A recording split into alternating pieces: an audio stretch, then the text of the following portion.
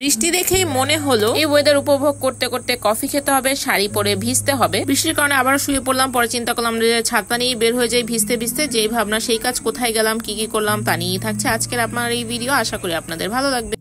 ঘুম থেকে উঠে নাস্তা টাস্তা খাওয়ার পরে দেখলাম যে ওয়েদারটা কেমন জানি বৃষ্টি বৃষ্টি মেঘলা মেঘলা। তাই চিন্তা করলাম যে শাড়ি পরে আমি রেডি হয়ে বৃষ্টিতে ভিজবো, সাথে কফি খাবো। কিন্তু দেখলাম বৃষ্টি এত পরিমাণে যে বের হয়ে যাচ্ছিল না, তাই আবার শুয়ে পড়লাম। তারপর চিন্তা করলাম যে না, আর বসে থাকা যাবে না, পরে দেখা যাবে যে ওয়েদারে রোদ উঠে গিয়েছে। তাই হচ্ছে গিয়ে ছাতা টাতা নিয়ে বেরিয়ে পড়লাম। বাবুকে নিয়ে বের হয়েছি, কারণ বাবুর ফেভারিট জায়গায় যাব। ওই জায়গাটা হচ্ছে বাচ্চাদের খেলার জন্য পারফেক্ট এবং হচ্ছে নেচার উপভোগ করার জন্য পারফেক্ট। তাই যেই ভাবনা সেই কাজ, চলে গেলাম। এবং হচ্ছে গিয়ে আমরা যাওয়ার পরে যে ও যে খেলবে সেই স্কোপটা ছিল না, কারণ ঝিরিঝিরি বৃষ্টি। আর আমি বৃষ্টিতে ভিজতেও পারছিলাম না, কারণ বৃষ্টি তো ওরকম বেশিও ছিল না। যদি অনেক ঝুম বৃষ্টি হতো তাহলে আমি ভিজতাম। তো আমি হচ্ছে গিয়ে ওয়েদারটা উপভোগ করছিলাম এবং নেচার উপভোগ করছিলাম। আর বাবু হালকা পাতলা একটু খেলছিল। তারপর এখানে কৃষ্ণচূড়া গাছ ছিল, সব গাছের থেকে ফুল পড়ে গিয়েছে।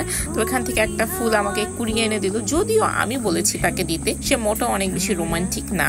তারপর এখানে অপরাজিতা গাছ দেখলাম, এত এত ফুল, কিন্তু কি করব, ছিঁড়ে তো চা বানিয়ে খাওয়া যাবে না।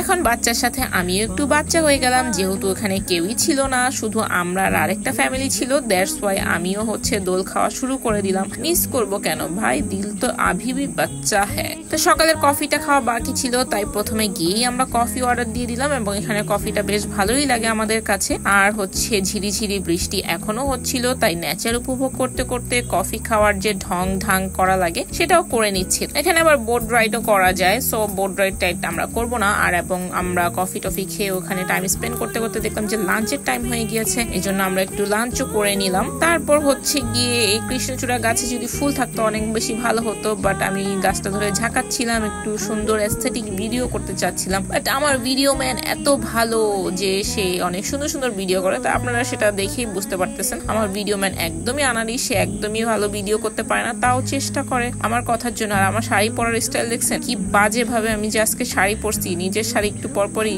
লিখতেছিল। আমরা আবারও দোলনায় বসলাম, তারপর হচ্ছে আবার খেলাধুলা করলাম। এগুলা করতে করতেই আমাদের সময় শেষ। তারপর হচ্ছে সময় শেষ না, সময় ছিল ইনাফ, মোর এনাফ, বাট একটু পরপরই বৃষ্টি হচ্ছিল, যার কারণে হচ্ছে চিন্তা করলাম বাসায় চলে যাই। এই ছিল আমার মেঘলা বৃষ্টির দিনের ঘোরাঘুরি।